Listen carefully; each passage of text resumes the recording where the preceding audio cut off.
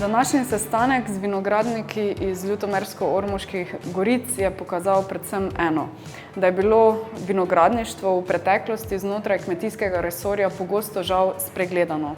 Si pa upam trditi, da bo odslej drugače in da se bomo vsi skupaj začeli zavedati, da vinogradništvo ni le pridelava, ampak gre predvsem tudi za skrb za krajino in pa spodbujanje turizma v naši pokrajini.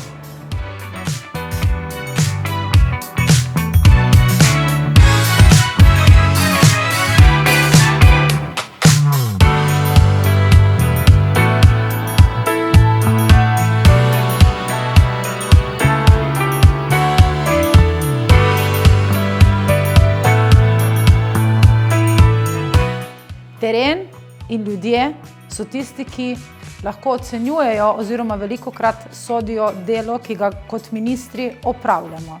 Danes sem imela čast, da sem se na terenu pojavila v Prlekiji, kjer je bilo gostoljubje neizmerno, obenem pa so me seznanili z konkretno problematiko, nezadovoljstvom, izzivi, težavami, ki se soočijo. Niso majhne, so resne.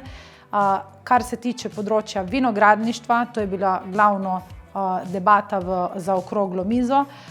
Intenzivni sogovorniki, za katere sem hvaležna, čisto vsak me je opremil z dodatno vsebino v moj nahrbtnik in kot ministrica sem se zavzela, da se bomo tudi resno lotili področja vinogradništva in vinarstva, katero mislim, da je v Sloveniji zelo, zelo pomembno na področju kmetijstva.